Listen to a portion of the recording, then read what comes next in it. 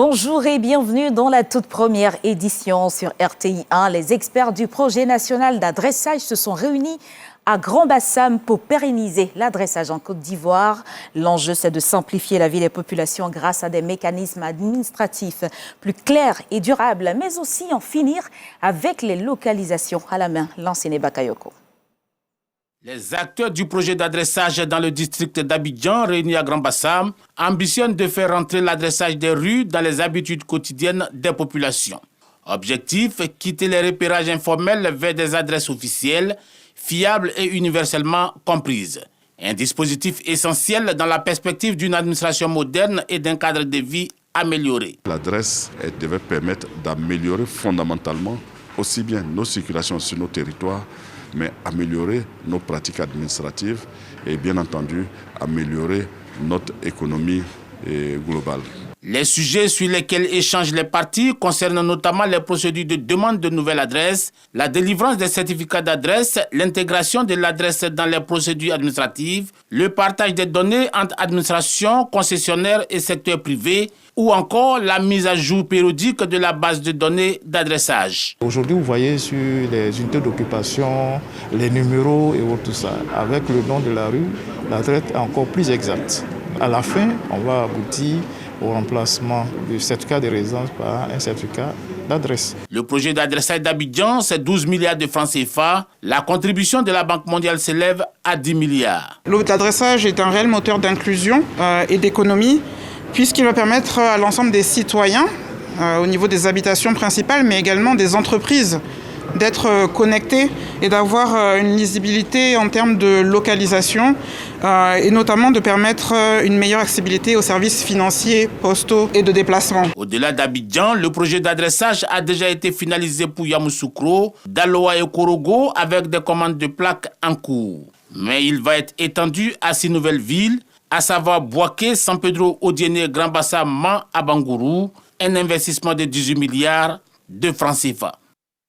Organiser la ville avec l'adressage et surtout protéger ceux qui y circulent, car sur le bitume, un choc, ça ne pardonne pas. Vous allez le voir, chaque année, les accidents de la voie publique ne font pas que des statistiques, ils brisent des visages. Notre reporter Delphine Blas s'est rendue au service de traumatologie auprès des victimes. Son reportage. Les accidents de véhicules légers, poids lourds et autres, on en parle chaque jour. Tellement traumatisants. Mais ceux dont on ne parle pas assez, ce sont les accidents de moto, de vélo. En clair, les accidents des 2 roues. Et pourtant, la situation est alarmante, parfois dramatique. 37% des décès routiers impliquent les motos et tricycles en Côte d'Ivoire. Des chiffres qui datent de 2025. Ces blessés et autres victimes, on les retrouve parfois dans des états graves. Retour sur cet accident d'engin à 2 roues sur la voie publique. Direction le CHU de Trècheville. Un coup de fil et nous rejoignons les victimes aux urgences chirurgicales et en unité de stomatologie. Je suis tombé, je ne sais pas comment c'était passé. J'ai eu ma jambe cassée. Juste à mon arrivée, ils m'ont mis dans leur urgence là-bas. Avec les soins rapidement, tout. En même temps ici en même temps, bon. Les soins se passent de jour en jour. Moi, je me suis retrouvé un peu. Je quittais en livraison en venant à la maison. Et puis, j'étais un peu fatigué. Donc, arrivé au niveau de Félixia, j'ai somnolé. J'ai fait sortir de voie, je suis rentré dans un béton. On a eu à appeler les ambulances. Ils sont venus, ils m'ont pris. On est venu au CHU de Trècheville. Et ils ont eu à faire les premiers soins. En tout cas, actuellement, ça va.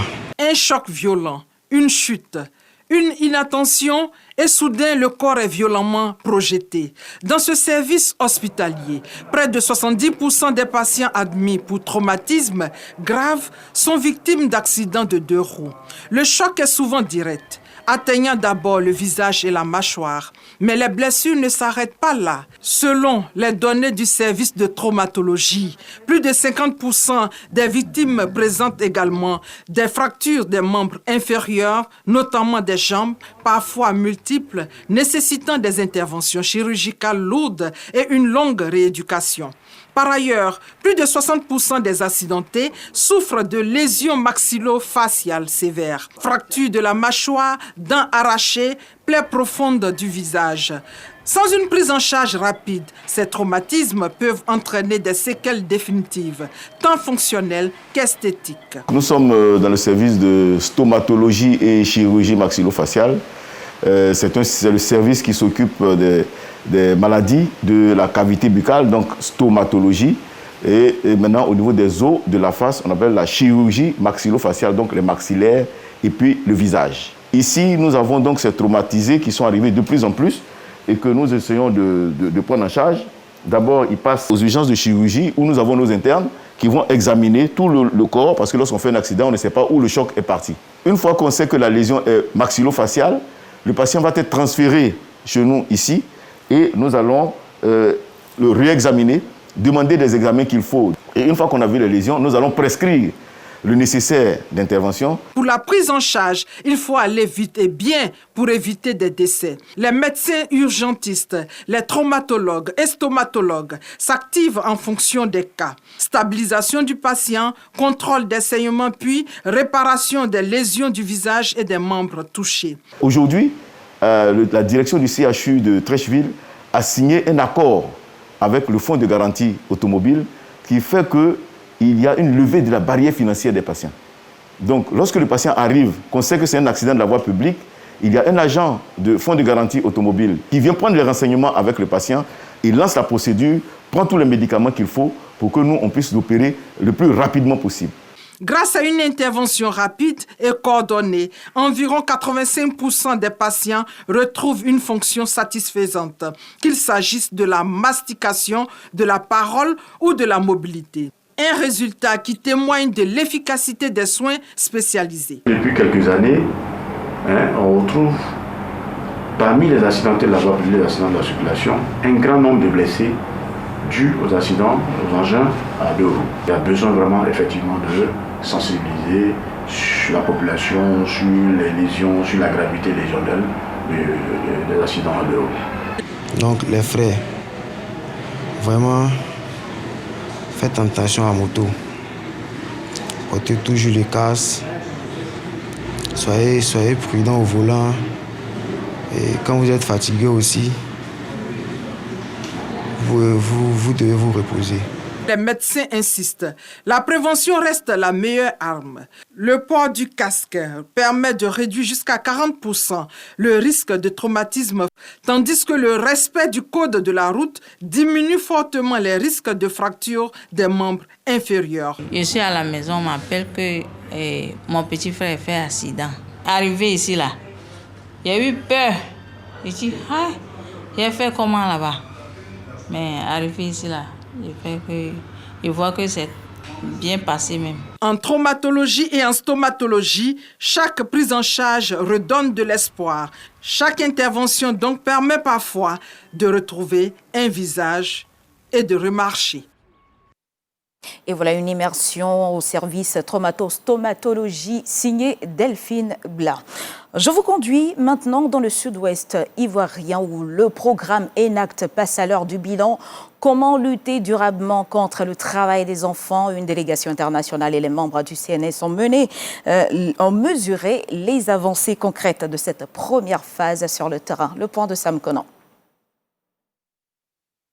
Première étape de la mission d'évaluation et de suivi de la délégation de l'UNICEF dans le cadre du programme ENACT, ensemble pour agir sur les causes profondes du travail des enfants dans la Nawa, le village des Akouya, dans la sous-préfecture de Grands-Atri. Ici, une infrastructure d'hydraulique villageoise améliorée a été réalisée par l'OIM, Organisation internationale pour les migrations. Un soulagement pour les populations. Effectivement, ce château qui est venu, ça nous a aidés. Ça nous a plu, surtout nous les femmes. Puisque au début, nous tirons des cordes dans les puits. Nous avons les courbatures. Prochaine étape de la mission de suivi et d'évaluation, le centre de santé de Yabayo, où les partenaires ont pu évaluer l'interopérabilité entre les services de santé et l'état civil. Selon le sous-préfet de Soubré, Koulibaly Zana, le taux de déclaration des naissances est passé de 10 à 68%, avec pour objectif d'atteindre les 100%.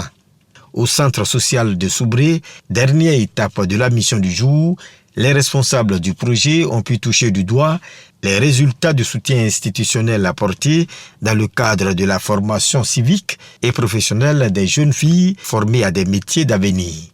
Le projet ENACT a été mis en place pour appuyer les efforts du gouvernement, un appui à la coordination institutionnelle de l'État pour répondre à ces problématiques-là, la protection directe des personnes vulnérables, mais également un meilleur accès aux services sociaux de base et aux opportunités d'emploi décent. La prévalence du travail des enfants a baissé d'une façon significative. Entre la dernière enquête démographique de santé et la dernière de 2023, nous avons vu une baisse de la prévalence de près de 20%. Grâce au succès réalisé dans le cadre de cette première phase du projet, les populations et responsables s'accordent pour la seconde phase, en vue d'éradiquer le phénomène du travail des enfants dans la cacaoculture. Parlons du 7e Forum des médias chrétiens d'Afrique francophone qui s'ouvre à Abidjan. Objectif, professionnaliser les médias chrétiens face aux crises. Près de 50 rédactions mobilisées durant 3 jours pour apprendre à concilier foi, résilience et surtout lutter contre le radicalisme. Grace Agbo et Walter Amadou Ouattara. Renforcer les capacités des médias chrétiens pour lutter contre le radicalisme en Côte d'Ivoire, c'est l'objectif de cette 7e édition du Forum des médias chrétiens d'Afrique francophone. 3 jours durant, radio et télévision chrétienne vont réfléchir autour de plusieurs thématiques. Il y aura des plénières. La première plénière que nous avons qui va nous présenter un peu la situation en Afrique de l'Ouest. Et la deuxième plénière qui aura lieu le jeudi matin va nous présenter également la réponse, ou on va dire les possibles réponses ou solutions que nous pouvons apporter en tant que médias chrétiens à l'avancée de ce radicalisme. Le président de la Haute Autorité de la Communication Audiovisuelle, ACA, espère que cette session de formation permettra aux médias confessionnels de mieux appréhender les réalités auxquelles ils sont confrontés au quotidien. Nous devons prendre sur nous toutes les aspérités auxquelles nous assistons et nous devons, à partir de ces dérives, de ces aspérités, construire un monde nouveau et c'est le propre justement des religions. La présente rencontre vise également le renforcement de capacités des participants afin de faire la promotion de la paix et de la cohésion sociale à travers la production de contenus responsables. Le fait d'apporter des solutions au niveau de la formation, au niveau de l'évangélisation, au niveau de l'éducation à nos auditeurs est très importante en ce sens que cela leur permet de mieux se conduire, de mieux se comporter au niveau de la société. Créé depuis 2019 au Togo, le Forum des médias chrétiens de l'Afrique francophone a pour mission principale de structurer les médias chrétiens face aux défis actuels de la communication dans environ 15 pays d'Afrique. Dans le reste de l'actualité au Gabon, malgré la signature d'un accord de sortie de crise avec le gouvernement en milieu de semaine, les enseignants gabonais en grève depuis plus d'un mois ont décidé hier de reconduire leur mouvement. Ces derniers estiment que leurs revendications ne sont pas satisfaites et que les autorités peuvent aller plus loin. Voilà, c'est la fin de cette édition. Merci de l'avoir suivi. Belle matinée et bon dimanche sur RTI 1.